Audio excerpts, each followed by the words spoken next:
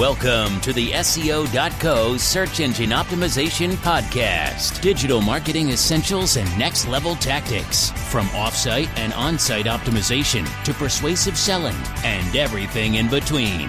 You'll learn actionable tips on what it takes to outright and outrank your competition.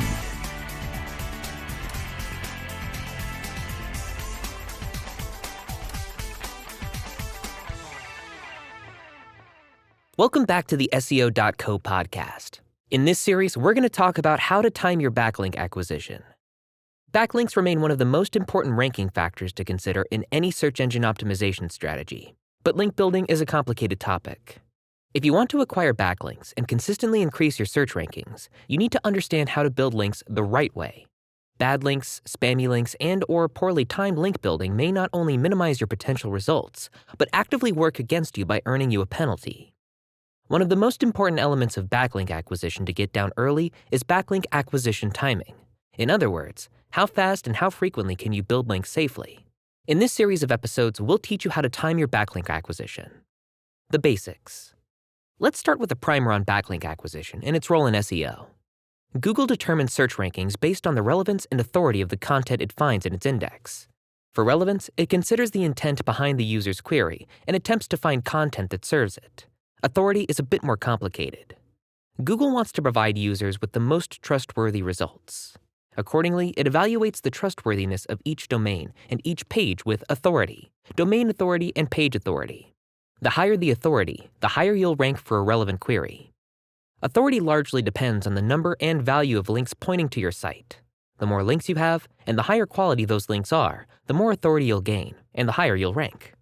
Backlink acquisition is all about earning and building links to increase your authority deliberately. High-quality links are your top priority. Of course, it's not just as simple as building as many links as possible as fast as you can. If you do this, you could earn yourself a penalty. Why?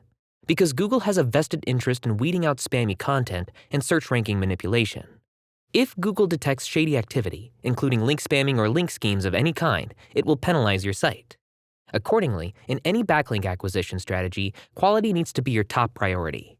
High-quality links with a high-quality SEO strategy to support them will ensure that you don't detract a penalty and that you see a steady rate of growth over time. So what makes a link high quality? Essentially, a link must be contextually relevant, natural, and valuable to end users.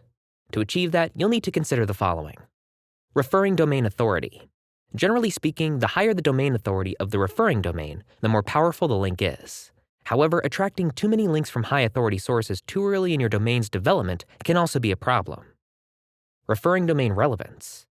Google considers the niche of the referring domain when determining the nature of the link.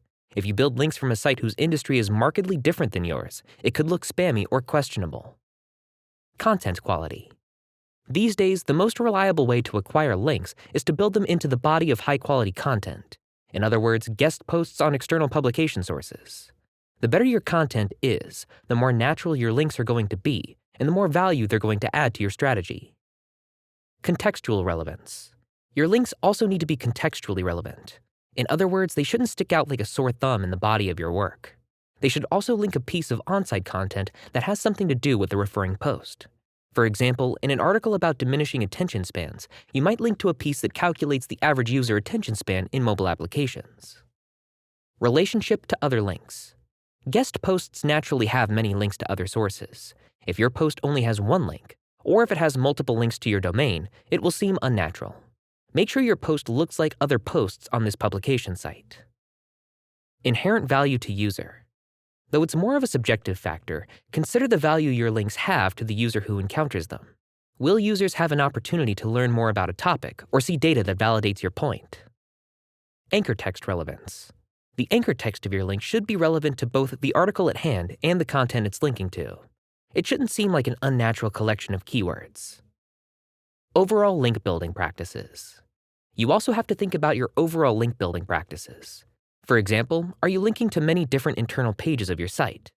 Are you relying on a diversity of different referring domains? Are you using varying forms of anchor text?